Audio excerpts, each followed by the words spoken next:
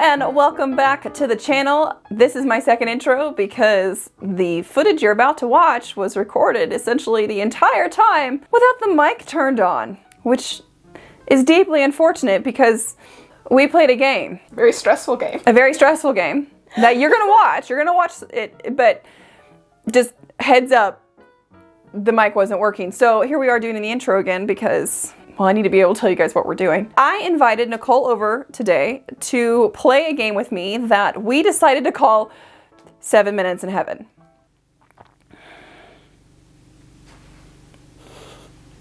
Because that's not awkward. On the table, I have a garment that I have had in my collection since April. It was given to me by my mother, acquired from Witchy Vintage because she is my dealer. It is this gorgeous witchy, gothy, vampy queen, 19 teens, just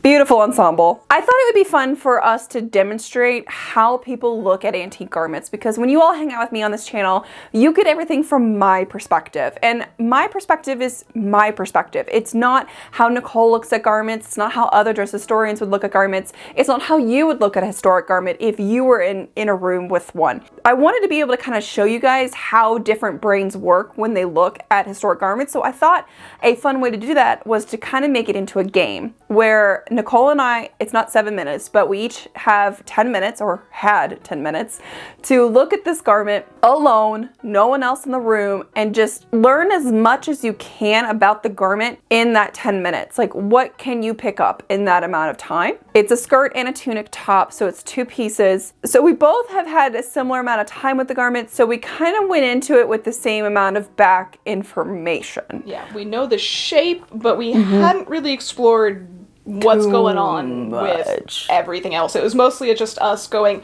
what direction does this skirt go? Yes. And literally just spinning it around the mannequin for 20 minutes. Trying to figure out where was the front and where was the back.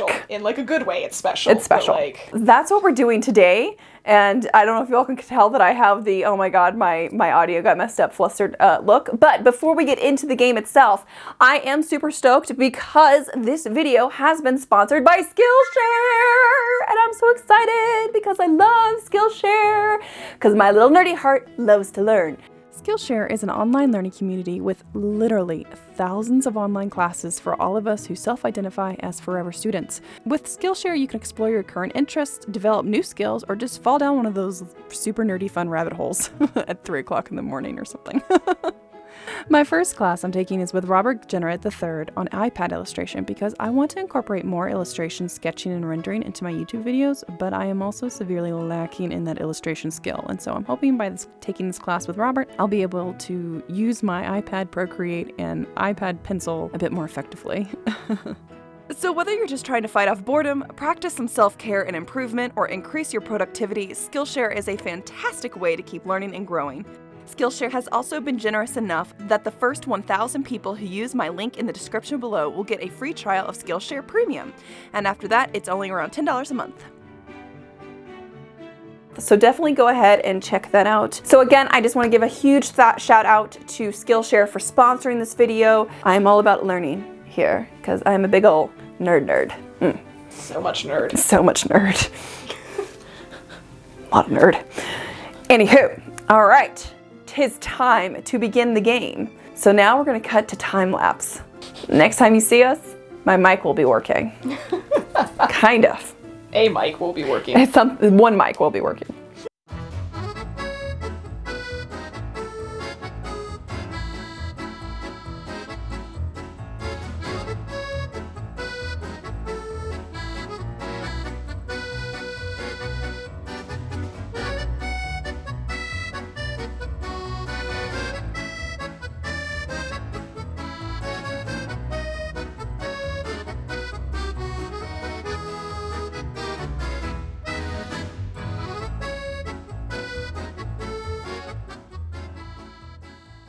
All right, let's compare our notes. Okay. We start with the skirt. Easy place to start. The skirt of many, many wonders. and mass confusion. It seems like a simple skirt. It is not a simple skirt. The thing that I found interesting was I was curious how in the heck they actually like attached all of this wiggly wobbliness. Yes. And so I started digging under. Yes. So one side they have like bar tacks and like a twill tape that finishes it off and attaches it to the lining. Because the lining that's also what I did too. I was like, oh, they're using this to prevent bulk and attach it to it's everything. Attached. And clean the lining it. is attached at the top, not attached to the bottom. And then on this side, folded it back, and you have to dig way in there. But they folded it back and top stitched it down. Where is it? There we go. Oh, there it is. So they did fold this side over. Yeah, I didn't look at weird, the side. like folding thing, and there's like some more bar tacks. Yeah. And, like there's a lot of connection points. Mm-hmm. And they got kind of wonky and weird with it, but like I'm cool with that. It's like very structured, like artistic drapery. You know, I didn't even look to see what selvage or anything, because I was just like, God, this thing is just so. We could have a 30-minute video just on this skirt. We probably will when it comes to like, we're gonna make this. How the. Like cry to your mother. And I talked about like fairly standard construction, very similar to the blue linen outfit with the boning in the waist, the grosgrain. You know, it's kind of this weird transition of early 19 teens to like later 19 teens. It has the hanger hook, which I always love those little details, but like the little bits of boning. Yeah, I did not notice the boning. Didn't get that far. Like, I think that's a really good lesson to kind of take away is like when you're making a 19 teens, whether it's early or later, putting boning in your waistband, like the tape, like tacking that in, that seems to be a very good like best practice option for everyone, because we see that quite a lot. But yeah, the opening is just wibbly wobbly, timey-wimey, mass confusion. But it's not hard. It's like, it's just snaps and hooks. I noticed how messy the hem was, and I hadn't noticed that before. I didn't know if you looked at the hem of this. I didn't get that far down there. But the hem of this is a disaster. Ooh, weird, because they just like... Yeah, they're just like fold and like screw it. But then there's all these mend points where obviously she caught her heel and her shoe in the hem. Ooh. And then they obviously had to do like really crappy quick fixes. Yes. Because it's just nasty white cotton thread, and it's a totally different stitch than the traditional one. But the original hem stitch was also super big. It's like maybe 2 or 3 stitches to the inch. Yeah. Like, it's not nice. But it's just, you didn't want it to show, so you'd like, and you figured, you're gonna probably catch it anyway, so why put a bunch of tiny little stitches in? Fast, quick, doesn't show as much. Less tension on the fabric. You don't end up with like a line across. No, you just end up having to redo your hem after every time you wear it. Yeah. And then the lining's machine hemmed. Yeah. Like, they were like... Put a lot of time and effort into the top, though, because I found like they did this weird little binding over the top, and I don't know why, because like I can't obviously see what the edge of this is, but it feels like ribbon, so it's like, why would you necessarily, because it's not covering up fabric, it's just binding the top of the grosgrain ribbon. Which hypothetically should already be finished.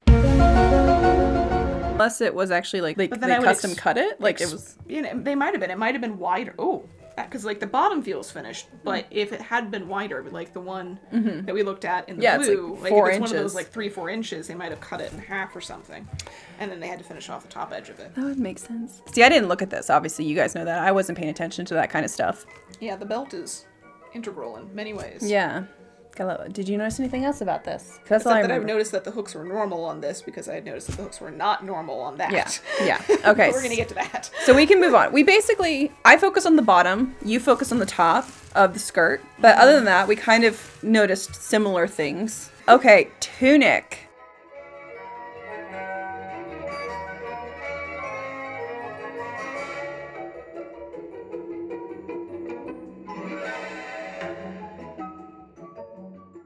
Okay, so I started with the embroidery because that was the most distinct part, which obviously it was embroidered specifically for this. I noticed that too. Yeah, because of how it folds. Because of, like, it uses the exact same, like, interfacing that you see in other, well, it's not exactly the same, but, like, same sort of interfacing you see in other places. Like, there's no way that they could have... That's so funny that's how you... Because my way to explain that was I just folded this back. Well, for me, it was the fact that, like, it's the same fabric that is used on the sash and on the collar and other places. Yes. And so clearly they had that fabric and then they embroidered it. Yes. And the way that they did the interfacing and everything, it was like, there's no way that this wasn't embroidered exactly for this. And the other thing that I noted is it had to be embroidered very much exactly for it after it was already fit, because I know you noticed the giant-ass seam allowances. Yeah. However, giant-ass seam allowances wouldn't have allowed you to adjust the embroidery. No. So Oh, it had that's to true. already That's be very fit true. because the embroidery is goes solid. all the way around. Like there's seams. There's a seam in the center back of where the embroidery is, but it's solid. So they had to have already fit the garment. Yeah. And it's like, why would you leave giant ass seam allowances if you couldn't adjust it later? Anyway, but okay. And it's not complicated embroidery either. That was my other thing. I'm like, it's just satin stitches. Yeah, it's super simple. Couching. I was saying applique and I didn't mean that. Couching. It's couched. No, couching is where you actually don't stitch through. Oh, wait, what's this technique called then? This. Okay. Yeah. I'm sorry. I thought we were talking about the satin stitch part. Yeah, that part is couched down. Okay. Yes. Ha ha ha ha ha. Okay. Ha ha ha ha. I did it. I knew my words. And okay, question. Because my hypothesis is that this was worn as its own self, and it probably had like, well, we see lace here. So I don't agree that that's lace. You don't think that's lace? It's underneath, and this is glued to it. I think this was a museum repair before the lining died.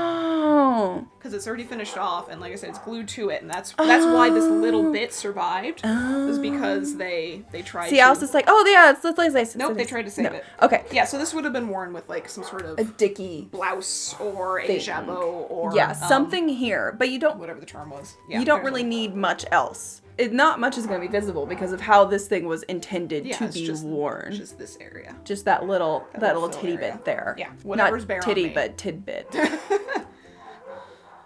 So I also talked about the sash and the collar, just like a scotch. I'd like hit the collar mostly because like that collar is the best thing ever. For one of the first things that I looked at when I got this was the collar. So that's kind of why I kind of shied away from it. I feel like the wire is messy simply because it's just been in a box and like it being worn and stuff. Yeah, well, usually the wire is squiggly. Like that's pretty normal. Yeah, but it doesn't feel like it's that kind of super S-bend wire. Yeah, it's not back and forth. It feels more like it's just kind of like looking at it now, like the way that they do that is they essentially put like a dart in the underside and then shoved it into that little space, like a little tuck there. Yeah. So it's in a seam point at everything. Yeah, it's not stitched in like the back and forth ones it's are in where you tack it down. It's in a channel. Yeah, it's in a channel. They made a channel using the under collar. Yeah. And then secondary collar that's tacked down. Yeah. I didn't even touch on the little sailor kind of collar. And then the sash being integral. I don't know if you looked at the sash at all. I very briefly did, just because I liked the fact that it was asymmetrical. And it's just completely fabricated to hang. It's not tied. And it does completely cover up the waist seam. The seams are piped. Okay, seams are piped. I didn't really pay attention to that. It's not like a true piping. It's more like it's just interfaced, I think, with the cotton, and then they folded it, and then so it's a little bit of like a rib.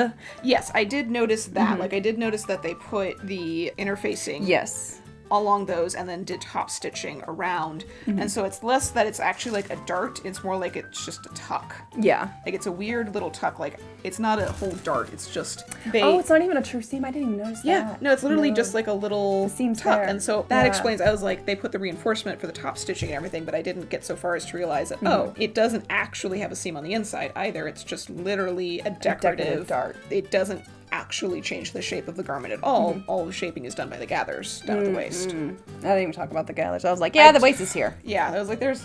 See, I was trying to count the pieces like at the very end. I was like, oh my god, I have like 1 minute, 1, 2, 3, and I didn't even get a chance to like flip this thing over. It was just like kind of like in the inside. Yeah, and when you got to the inside, obviously, padding! Like for the hollows. Ooh, there's also padding at the top of the sleeves. Oh, nice. That's really common for tailor stuff. One of the things that I noticed was the fact that it is so incredibly unstructured and structured at the same time. They go with such a drapey fabric, but they put all these extra reinforcements like along the hem, the weights, and the reinforcements and the padding, and like there are some elements to this. I'm like, that is very 19th century tailoring.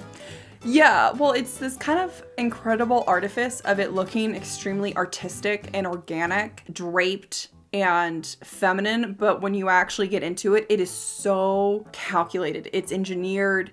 It is very, very carefully thought out. It is not just, we're just gonna like wrap you in some fabric and then you're just gonna look fabulous. It's like, no, it actually takes a lot of work to look that artistically like at ease. Yeah.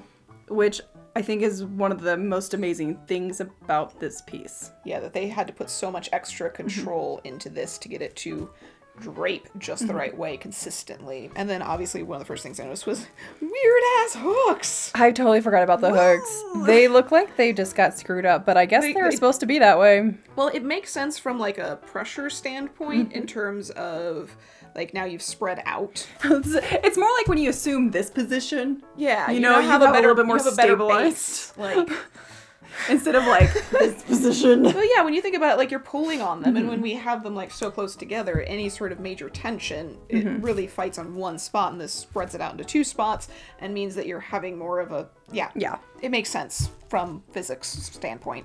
So it does. I like that. It's a nice touch.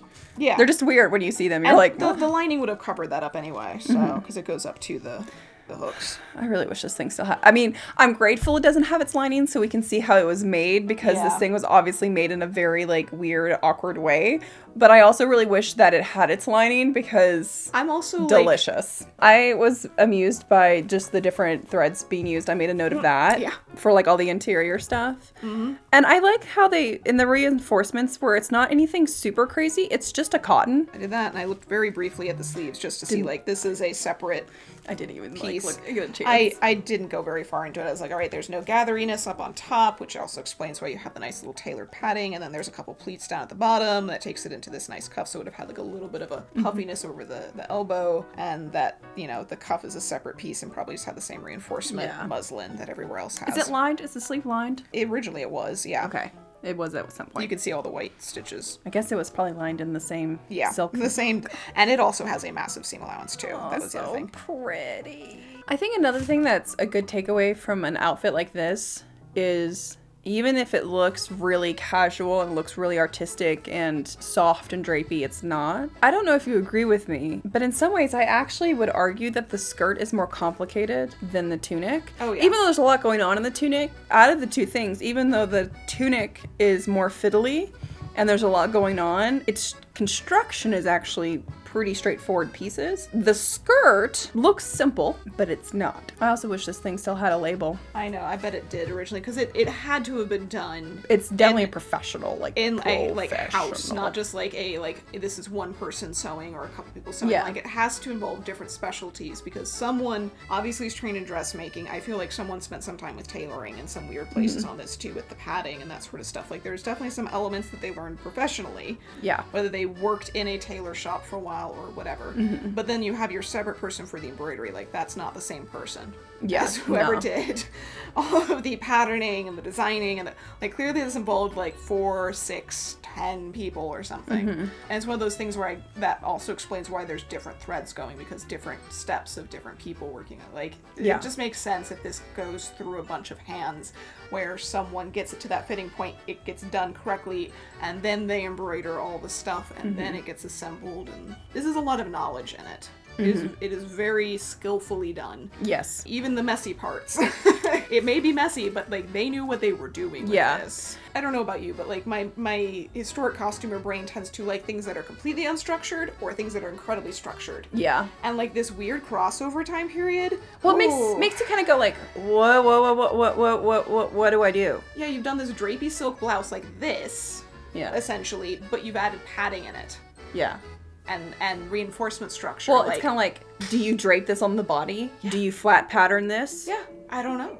I'm, like, I have a bunch of, like, there are a bunch of free tailoring and sewing books from around this time online, and, like, I need to look at them from not just the, like, there are ones that do patterns and drafting, and then there are ones that actually talk a little bit more about the sewing. Like, I need to read those, because this is way more of a transitional period than I ever thought. Well, like, the thing is, like, that had to be done on someone, like, to make sure that a mannequin or something. Yeah, like, it had to be on a mannequin. It had to be on one of those full-length mannequin things in order to get that the draping right. Like, someone had to drape that. You can't flat pattern that. No.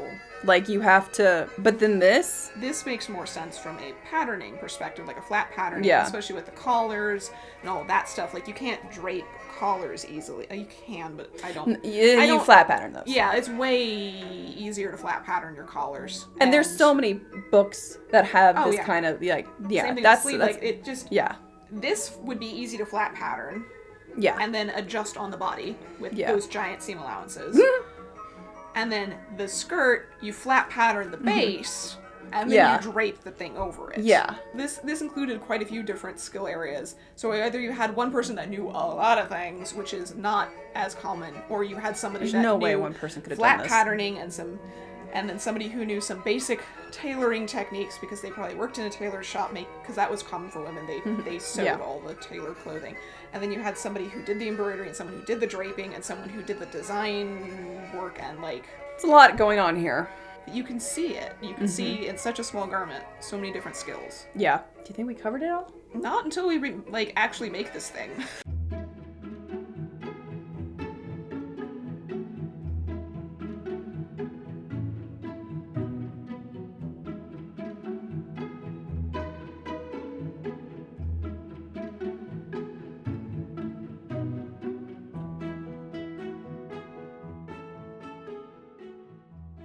Well, that was an adventure. Whee! An audio adventure. Also a wonderful gothy Vamp Queen adventure. This thing, I love this thing. I need to make it so I can wrap myself in it and feel it hugging me. Just like hold me like a baby. To hug my soul.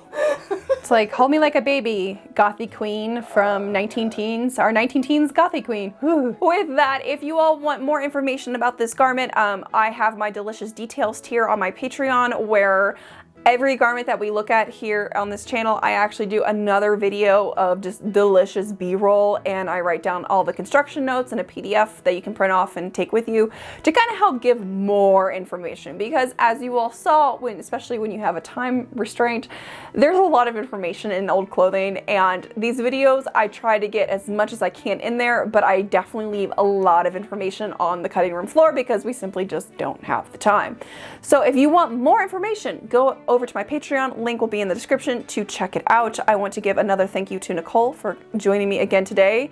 You are the Fraser Crane to my cheers. Sometimes you wanna go where everybody knows your name. I'm not saying it is, but I'm also not saying it's not, but someone also might be launching her YouTube channel really soon and she might have some short videos on her YouTube channel already. Yeah, just some nice little TikTok like shorts.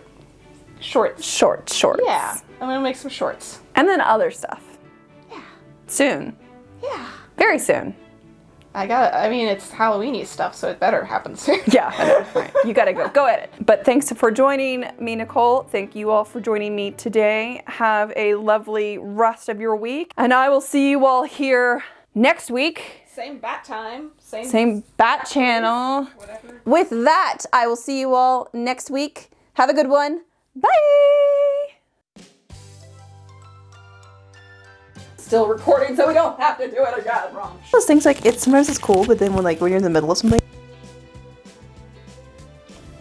we'll get okay, brain. Ah. What?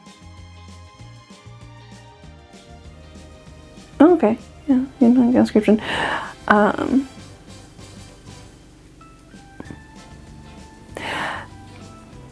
It is cottage witch talk. Yeah. Witchy cottage talk. Witchy cottage core. Cottage witch core.